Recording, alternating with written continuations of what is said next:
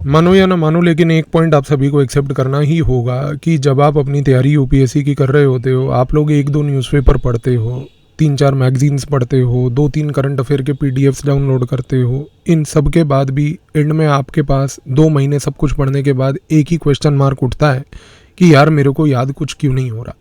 उसका रीज़न पता है क्या है? क्योंकि आप इस प्रॉब्लम में अकेले नहीं हो। प्रॉब्लम यहाँ पर ये है कि जब आप कुछ भी चीज़ पढ़ रहे हो, प्रॉब्लम आपकी मेमोरी की नहीं है, प्रॉब्लम है आपके फिल्ट्रेशन की।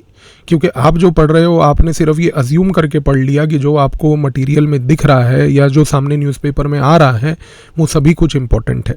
आप जब न्यूज़पेपर उठाते हो, आप वहाँ पर कोई जीएसटी काउंसिल की मीटिंग है उसको पढ़ लोगे, कोई सुप्रीम कोर्ट का रूलिंग आएगा उसको पढ़ लोगे, जीडीपी का कोई फिगर आएगा उसको पढ़ लोगे, एआई के ऊपर कोई रेगुलेशन के बारे में चर्चा होगी वो भी पढ़ लोगे। आप सिर्फ कलेक्ट ही करते जाओगे, लेकिन बिना अंडरस्टैंड करे कि इसको प्रयोग कैसे करना है और कहाँ करना है। क्योंकि यहाँ पर आपको एक चीज़ ये समझनी है कि यूपीएससी आपको कभी भी मार्क्स कितने आर्टिकल्स आपने पढ़े हैं उसके नहीं देता। वो आपको मार्क्स देता है कि कितने आर्टिकल से क्या इन्फॉर्मेशन पढ़ के आपने उसको एग्ज़ाम में यूज़ किया है। आज मैं आपको कुछ 2-3 टेक्निक्स बताता हूँ। ये ऐसे टेक्निक्स हैं जिनके बारे में डिटेल में चर्चा मैं 20 जुलाई को जीएस वर्कशॉप जो मैं आपके साथ ले रहा हूँ उसमें और डिटेल में भी करूँगा, और उसमें आपको कुछ नए टेक्निक्स भी बताऊँगा। बट सबसे पहली चीज़ आपको क्या करनी है, आपको अपने माइंड को ट्रेन करना है टॉपिक वैल्यू टेक्निक में। टॉपिक वैल्यू टेक्निक का मतलब होता है कि जब भी आप कभी भी न्यूज़पेपर पढ़ते हो उससे पहले आपको सिलेबस पूरा याद करना है। सिलेबस याद करके जब आप न्यूज़पेपर पढ़ते हो तो आपको 30 मिनट्स के अंदर अंदर पूरे न्यूज़पेपर में स्कैन करके आर्टिकल्स को आइडेंटिफाई कर लेना है कि कौन से आर्टिकल्स जो हैं वो सिलेबस के वैल्यू बेस्ड हैं, यानी कि डायरेक्टली सिलेबस से रिलेटेड है। जब आप अपनी प्रिपरेशन को इस प्रकार से syllabus oriented newspaper reading pin pointed तरीके से करते हो तो पहली बात तो यहाँ पर आपकी प्रिपरेशन इफेक्टिव होती है।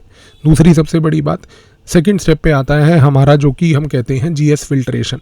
जीएस फिल्ट्रेशन का मतलब ये है कि जब आपने आर्टिकल्स को आइडेंटिफाई कर लिया कि कौन से आर्टिकल्स हमारे सिलेबस से रिलेटेड हैं, तो उसके बाद आपको जो दूसरा काम करना है वो बड़ा इंपॉर्टेंट ये है कि आपको हर एक आर्टिकल को एग्जामिन करना है कि इसका linkage GS1, GS2, GS3, GS4 ऐसे इन पांचों से कैसे है। क्योंकि जब तक आप किसी भी आर्टिकल को फिल्टर करके उसका रिलेशनशिप इन 5 पेपर्स में नहीं बिठाओगे तब तक आपके दिमाग में वो इंटरलिंकिंग एबिलिटी नहीं बनेगी कि आप किसी एक स्पेसिफिक आर्टिकल को मल्टीपल जगहों पर कैसे यूज़ कर सकते हो। फॉर एग्जाम्पल, जब आप वुमेन रिजर्वेशन बिल की बात करते हो, वो पेपर 1 सोसाइटी में भी इम्पॉर्टेंट है, पेपर 2 के पॉलिटी के सोशल जस्टिस में भी इम्पॉर्टेंट है, पेपर 3 के अंदर अगर हम बात करें तो इकोनॉमिक्स में इंक्लूसिव ग्रोथ में भी इम्पॉर्टेंट है, पेपर 4 में इक्विटी बेस्ड एथिक्स में भी इम्पॉर्टेंट है, और एसए के पर्सपेक्टिव से भी इम्पॉर्टेंट है। पर क्या आप जब वुमेन रिजर्वेशन के टॉपिक को देखते हो न्यूज़पेपर में या वुमेन रिलेटेड कोई आर्टिकल देखते हो तो क्या आपके ब्रेन में ये 5 पॉइंट की फंक्शनिंग उस समय क्लिक होती है? अगर नहीं होती है तो 20 जुलाई को जीएस के वर्कशॉप में उसके बाद जब आप इन टेक्निक्स को सीखोगे तो डेफिनेटली होगी, क्योंकि 21 जुलाई से आपकी प्रिपरेशन को एक स्ट्रेटेजिक डायरेक्शन मिलेगा। And last but not the least, यहाँ पर ये चीज़ याद रखनी है कि हमें सिर्फ आर्टिकल्स को पढ़ना नहीं है, पढ़ने के बाद उनको बहुत इंपॉर्टेंटली समराइज करके उनके नोट्स भी बनाने हैं।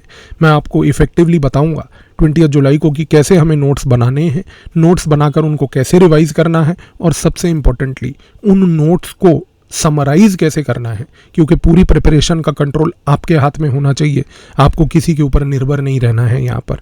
तो अगर आप रेडी हैं तो मेरे को मिलिएगा 20 जुलाई को जीएस के वर्कशॉप में, जिस दिन आपके पूरे के पूरे प्रिपरेशन को एक स्ट्रेटेजिक ब्लूप्रिंट मिलेगा। वर्कशॉप जो है वो संडे को 20 जुलाई को होगी। उसको ज्वाइन कैसे करना है उसका लिंक नीचे डिस्क्रिप्शन में है। मिलते हैं 20 जुलाई को और देते हैं पूरी प्रिपरेशन को एक स्ट्रेटेजिक डायरेक्शन।